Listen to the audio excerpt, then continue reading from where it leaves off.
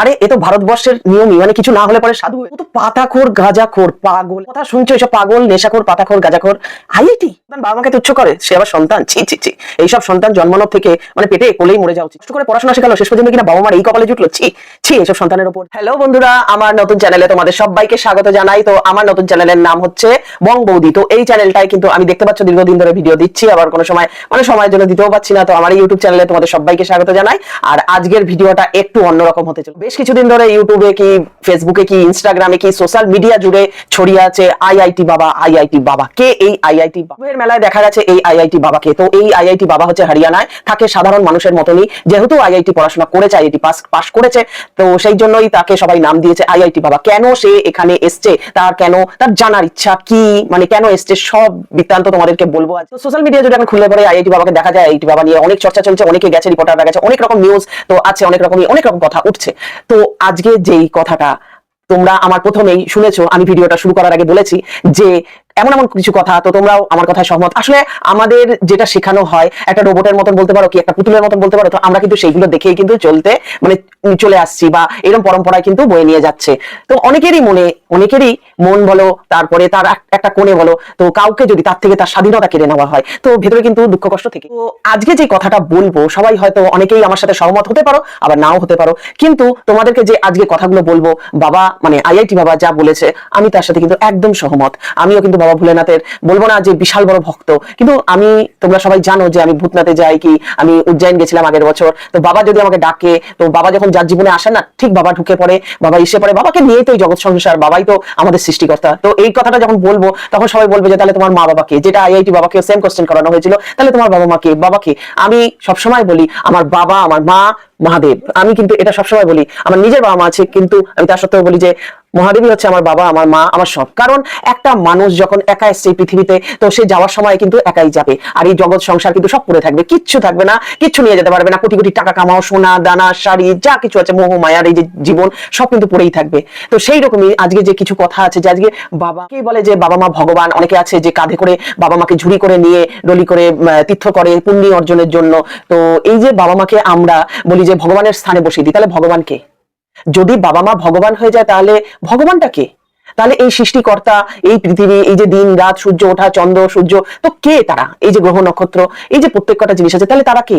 বাবা মাকে যদি ভগবান বানাই, আমিও তো বাবা মা, আমারও সন্তান আছে, তো আমারও যেরকম সন্তান আছে, আমিও কিন্তু আরেকজনের সন্তান, সেও কিন্তু আরেকজনের সন্তান। যেরকম জল কোথা থেকে আসছে, আমরা জানি মা গঙ্গা বয়ে যাচ্ছে, কিন্তু তুমি পাহাড়ে যাও, পাহাড় থেকে জল বয়ে যাচ্ছে, লাস্ট অব্দি যাও, কোথা থেকে আসছে জল, কোথা থেকে জলটা আসছে, তার উৎপত্তি কোথা থেকে? প্রত্যেকটা জিনিসের কিন্তু মানে আছে। আর সেটা হয়তো সে সায়েন্স পড়েছে, সে নিজেই বলছে যে আমি জানার জন্য এসেছি, আমি কোনো বাবাজি হতে চাই না, আমি যে এই যে বেশটা আমি পড়ে আছি, এর ভেতরেও কিন্তু সায়েন্সের ব্যাপার আছে, সত্যি সাইন্টিফিক ব্যাপার আছে। তো সে সায়েন্স দিক থেকে ভগবানকে বিশ্বাস করছে, যে হ্যাঁ ভগবান আছে, সায়েন্সকেও জানতে হবে, এই কথাটা বলছে।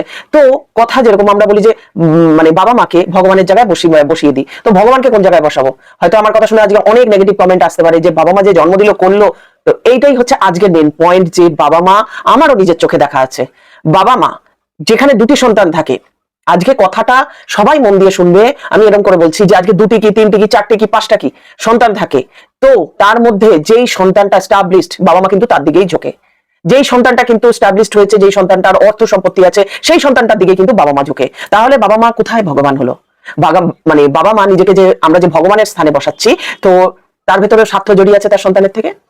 তাহলে সন্তানের প্রতি ভালোবাসা কোথায়? এবার বলবে তোমার বাবা মা তোমাকে অনেক কষ্ট করে মানুষ করেছে, নিজে না খেয়ে না পড়ে তোমাকে পড়িয়েছে, নিজে না করে, নিজে কিছু ভোগ না করে তোমার জন্য করেছে, তাই তো? এটাই তোমরা বলবে, হ্যাঁ এইটাই তোমরা বলবে। কিন্তু তার থেকে যদি রিটার্ন চায়, তাহলে কিন্তু ওই যে বলে না যে একটা বাবা মা ঋণ শোধ করতে গিয়ে সেই মিনার নাকি বানিয়েছিল, ভেঙে বেঁকিয়ে পড়ে আছে, সেটা হরিদ্বার নাম কোথায় একটা হবে, বেশ আমার মনে পড়ছে না, তোমরা কমেন্টে অবশ্যই জানাও। তো সেইটাই, বাবা মার ঋণ কোনোদিন শোধ করা যায় না, এই কথাগুলো আমাদের কানে শেখানো হয়েছে, জানানো হয়েছে, তাই আমরা যে বাবা মার ঋণ কোনোদিন শোধ করা যায় না।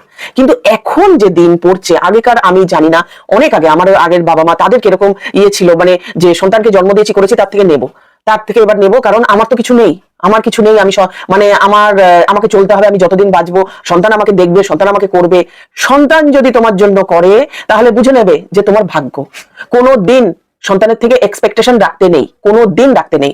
যদি একটা প্রপার বাবা মা, আমি বলছি আমি পারফেক্ট নই, আমি আমার হাজবেন্ড আমার সন্তানের জন্য পারফেক্ট নই, কারণ আমরা সেই শিক্ষা পাইনি যে পারফেক্ট বাবা মা এই পৃথিবীতে কেউ বলতে পারবে না, কারণ এখনকার যে দিনকাল যে সময় পড়েছে পারফেক্ট বাবা মা হয়ে উঠতে পারবে না।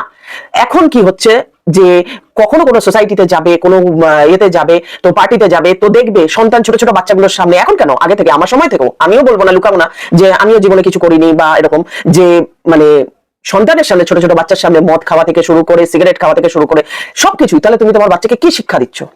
তুমি তোমার বাচ্চাকে কি শিক্ষা দিচ্ছ? হাই স্ট্যাটাস, তুমি এটা স্ট্যাটাস মেনটেন করছো যে হাতে একটা ওয়াইনের গ্লাস ধরে, একটা সিগারেট হাতে ধরে তুমি 1 লাখ টাকা মাসে মানে তোমার স্যালারি তুমি দেখাতে চাইছো, বড় বড় জায়গায় গিয়ে, এখন তো ফেসবুকে আছেই, বড় বড় জায়গায় গিয়ে শো আপ করা, তারপরে সেই যে এই জায়গায় যাচ্ছি, নানান জায়গায় যাচ্ছি। তো অনেকেই ভাববে যে আমি হয়তো অন্যটা দেখে হিংসা করে বলছি, না, আমিও জার্নিটা ফেস করে এসেছি, যে আমার সাথে এরকম এই জার্নিটা হয়েছে, তো আমিও কিন্তু সঠিক বাবা মা হয়ে উঠতে পারিনি।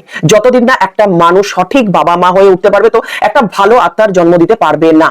কিরকম ভাবে মেশিনের মতন তৈরি হবে, টাকা কামানোর মেশিন তৈরি হবে, ভালো ভালো ইংলিশ মিডিয়ামে দেওয়া হবে, তাদের একটা রোবটের মতন তৈরি করবে, তাদের রোবট তৈরি করে তারা কোথায় কত টাকা ইনকাম করছে, আর যদি না করতে পারে তাহলে কি দেখবে যে আরেকটা যে সন্তান, মানে যার সন্তান বড় লোক, বেশি পয়সা আছে, তার সাথে বিয়ে দেওয়ার চেষ্টা করবে। এটাই হবে, কিন্তু এইরকমই হয়ে চলবে। তো একটা সঠিক বাবা মা হয়ে উঠতে গেলে সন্তানকে ভালোবাসা দিতে লাগে।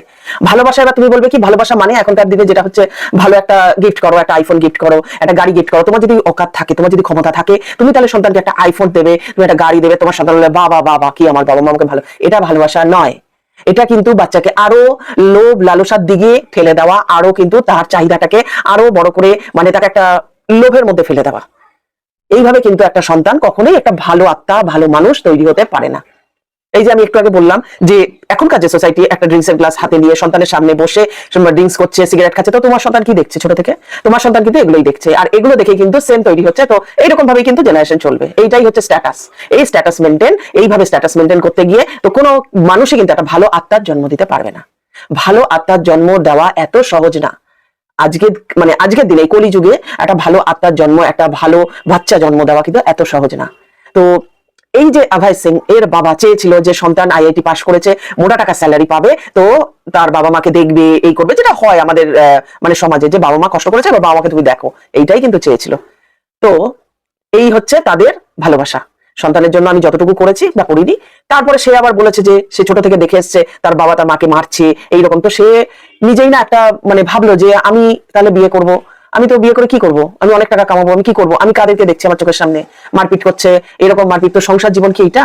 সে এইসবের থেকেই কিন্তু সবকিছু ছেড়ে দূরে, কিন্তু আজকে 1.5 বছর মতন বললো যে সংসার ছেড়ে দিয়ে বাড়ি, না নিজে ছাড়েনি, নিজে ঘরে বসে ধ্যান করছিল, নিজে ঘরে বসে আরো জানবার ইচ্ছে ছিল। তো তখন তার বাবা দেখলো, তাকে দেখে তার ঘরের লোক দেখলো, পুলিশ ডাক দিয়েছে। তো তাকে বললো যে এ তো আর হবে না, এর আর চাকরি বাকরিও করবে না, এ মোটা টাকা রোজগার করবে না, এ মনে হয় পাগল হয়ে গেছে, মাথা খারাপ হয়ে গেছে, একে ঘর থেকে বার করে দিল। এ নিজেই বলেছে। তো তোমরা সোশ্যাল মিডিয়া এতক্ষণে সবাই জানতেও পেরেছো, শুনে দেখো অভয় সিংকে বার করে দিল। এই হচ্ছে মানে তার পুরো জীবনী, তার পুরো আরো আছে এরকম ভাবে, আমিও সোশ্যাল মিডিয়া থেকে জেনে জেনে তোমাদেরকে বলছি। তো যতই হোক আর যাই হোক, আজকে আমি বলবো যে বাবা মা হওয়া কিন্তু এত সহজ না। যদি সত্যি জন্ম দিয়ে বাবা মা হওয়া যেত, তাহলে কিন্তু রাস্তার ধারে ওই ডাস্টবিনের মধ্যে বাচ্চাগুলো পড়ে থাকতো না, ওই অনাথ বাচ্চাগুলো ওরকম ভাবে অনাথ হতো না। জন্ম দিলাম, তারপরে তার জন্য কর্ম করলাম, একদমই না। আমাদের হাতে কিচ্ছু নেই। আমি বলি যে আমাদেরকে যে চালনা করছে, আমরা পুতুলের মতন, আমাদের হাতে কিচ্ছু নেই। আমার এই যে মানুষের ভিতরে যে অহংকার, আমার পুত্র, আমার মেয়ে, আমার ছেলে, এত আমার সম্পত্তি, আমার টাকা, কিচ্ছু না, জিরো, পুরো জিরো। লাস্ট কি আসবে? জিরো। এই যে মানুষ অহংকার, তার 10টা গাড়ি আছে, তার গহনা আছে, তার শারীরিক, এখনকার দিনে আমি মনে করি যার শারীরিক কন্ডিশন ভালো আছে সেই হচ্ছে সব থেকে সুখী। এটা আমার চিন্তাধারা। শারীরিক কন্ডিশন, কিন্তু কোনো মানুষের শারীরিক কন্ডিশন ভালো নেই, কারণ তারা নিজেরাই চায়নি যে একটা ভালো শরীর রাখবো। তারা আজকালকার দিনের যে এই যে লোভ লালসা, এইসবের মধ্যে পড়ে নিজেদের টাকার পেছনে ছুটছে, মানুষকে খাচ্ছে। এবার বলে যে মানুষের মাংস খাচ্ছে। হ্যাঁ, মানুষের মাংস না খেলেও মাথার ঘিলু খাচ্ছে, ব্রেন খাচ্ছে, একজন আরেকজনের সাথে লড়াই করছে। এইভাবেই কিন্তু সংসার চলছে এখনকার দিনে। আর বাবা মা, এই যে বললাম, এই রকমই কিন্তু প্রোডাকশন হচ্ছে। আর এদের যে জন্ম দেওয়ার কাজ, জন্ম দিচ্ছে বাবা মা, জন্ম দিয়ে সন্তানের থেকে লোভের মানে পাওয়ার আশা করছে, যে আমার সন্তান, আমি জন্ম দিয়েছি, আমার আমার আমার সন্তানটা তোমার না, সন্তানটা ঈশ্বরের সন্তান। তুমিও কিন্তু ঈশ্বরের সন্তান, তোমার বাবা মাও কিন্তু ঈশ্বরের সন্তান, আমরা সবাই হচ্ছি ঈশ্বরের সন্তান। এটাই হচ্ছে সব থেকে বাস্তব কথা। এইটা যেদিন মানুষ জানতে পেরে যাবে না যে কেউ কারণ না এই পৃথিবীতে, তো এবার তোমরা হয়তো বলবে যে তাহলে তো সংসার ধর্ম করাই যাবে না। হ্যাঁ, সংসারে থেকে তুমি যদি কারোর উপর এক্সপেকটেশন না রাখো, তোমাকে কে কি করলো না করলো, তুমি এগুলো টোটালি ছেড়ে দিতে হবে। তোমার যতটুকু করার তুমি করবে, তাতে দেখবে যে আস্তে আস্তে মানুষগুলো তোমার থেকে দূরে চলে যাচ্ছে। কেন বলো তো? তোমার হয়তো একটা সময় 10 টাকা রোজগার ছিল, সেখান থেকে তুমি তার জন্য 4 টাকা কি 3 টাকা খরচা করেছো। আস্তে আস্তে দিনকাল আসছে, তোমার ওই 10 টাকা থেকে দেখছো যে তার থেকে 1 টাকা খরচা করছো। সে তোমার থেকে এক্সপেকটেশন, হয়তো তুমি ভালো হতে পারো, সামনের লোকটা ওরকম হবে, তুমি তো পারছো না। তো সেই জন্য তোমার নিজের ঘরের লোক, তোমার নিজের মা বাবাও কিন্তু তোমাকে দূরে ঠেলে দেবে। যেদিনকে দেখবে তোমার স্যালারি বেশি, তোমার টাকা বেশি, তোমাকে দেখবে কাছে টেনে নিয়েছে। এখানে মা বলো, বাবা বলো, বউ বলো, সন্তান বলো, স্ত্রী বলো, ভাই বলো, বোন বলো, সবাই কিন্তু টাকাকেই চিনেছে, টাকার পিছনেই ছুটছে, যে টাকা লাগবে, অনেক টাকা লাগবে, অর্থ লাগবে বাঁচতে গেলে। এটাই মনে করছে যে বাঁচতে গেলে অর্থ লাগবে।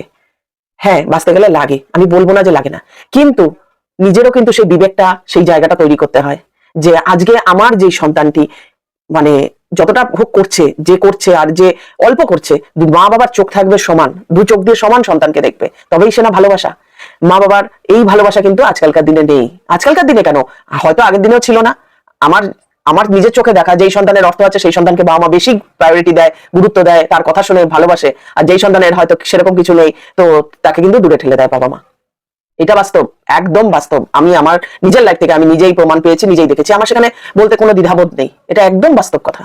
আজকে যদি কোনো সন্তান, কোনো মা, এই যে অভয় সিংকে যে বাড়ি থেকে ওর বাবা মা বললো যে বেরিয়ে যা, ছেলে তো রোজগার করতে পারবে না, তার মা 9 মাস গর্ভে ধরে এই সন্তানটিকে জন্ম দিয়েছে। তার মা গর্ভে ধরে জন্ম দিয়েছে, তার বাবা তাকে মাকে এই ছেলেকে বলছে যে এ তো সাধু সন্ন্যাসী হয়ে গেছে, এবার বাড়ি থেকে বার করো, এর থেকে আর টাকা রোজগার হবে না। মানে আমার এই 4টে ফল আছে, 4টে ফলের মধ্যে এই ফলটা পচে গেছে, এই ফলটাকে ফেলে দাও। কিন্তু গাছটা আমি লাগিয়েছিলাম, গাছটাতে আমি জল দিয়েছি, গাছটাতে আমি সার দিয়েছি, তো আমি এখন ভালো ফল চাইছি। ওই ফলটাকে ট্রিটমেন্ট করব, ফলটাকে যেটা মানে বাদ দেওয়াটা বাদ দিয়ে সুন্দর করে সেই ফলটাকে আমি আবার রেখে দেবো, সেটা না।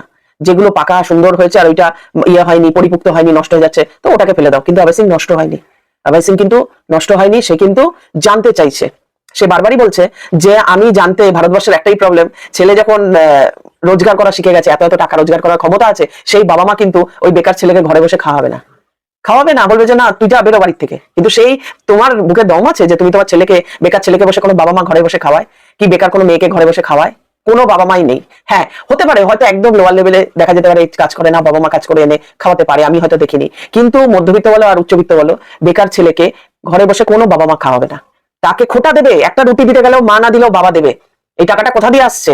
খাচ্ছিস কোথা থেকে? গান্ডে পিন্ডে গিলছিস, দাঁড়াচ্ছিস না? হ্যাঁ, ভালোবেসে যদি কোনো বাবা মা বলে যে বাবা আমরা আর কতদিন বাঁচবো, হ্যাঁ নিজে দাঁড়া, নিজে কর, নিজের চিন্তা কর, এটা কতজন বাবা মা বলে? নিজে এইরকম ভাবে যদি ভালোবাসা দিয়ে কোনো সন্তানকে বলা হয়, সে অবশ্যই ভালো হবে। আর তোমার ছেলে যদি কোটি টাকাও রোজগার করুক, তারপরে যদি বলে যে না আমি করবো না, হয়তো তার ভালো নাই লাগতে পারে, তার তো নিজস্ব জীবন, তার তো স্বাধীনতা, সে সেরকমই থাকবে। তার স্বাধীনতায় হস্তক্ষেপ করার ক্ষমতা এই পৃথিবীর আমাদের কারণ নেই। প্রত্যেকটা মানুষ স্বাধীন, তাদের স্বাধীনতায় হস্তক্ষেপ করা, বাবা বলো, মা বলো, ভাই বলো, বোন বলো, যেই হোক, করার অধিকার কারণ নেই। কিন্তু কটা বাবা মা পারবে? তাদের বুকের দম আছে যে বেকার ছেলেকে, বেকার মেয়েকে ঘরে বসে খাওয়ানোর? হ্যাঁ, বাবার যদি আজকে 10,000 টাকা স্যালারি হয়, তো সেখানে যদি বাবা বলে যদি 10টা রুটি হয় আর যদি মেম্বার থাকে 4 জন, তো মা না খেয়েও কিন্তু ওই সন্তানটিকে খাইয়ে দেওয়া উচিত, তবেই সে না মা। এবার সবাই বলবে যে হ্যাঁ মা তো খাওয়ায়, মাই করে, কিন্তু আস্তে আস্তে আস্তে আস্তে না এই জায়গাটা না অনেকটা ফাটল ধরে আসে। এরকম অন্যকে দেখে, অন্যের ছেলে এত টাকা রোজগার করছে আর আমি আমার ছেলেকে এত পড়াশোনা শেখালাম, আমার ছেলে সাধু হয়ে ঘরে বসে ধ্যান করবে। আজকে যদি আমার ছেলে টাকা রোজগার করতো, তাহলে তো এত লাখ টাকা আনতো, আমি তো সেই ছেলে টাকাটা দিয়ে জিন্দগি মানে লাইফস্টাইল লিড করতে পারতাম, গাড়িতে চড়তাম, আমাকেই তো মানে এই মানে কাঠের চুলায় রুটি করে খাওয়াতে, এরকম তো আমার জীবন থাকতো না।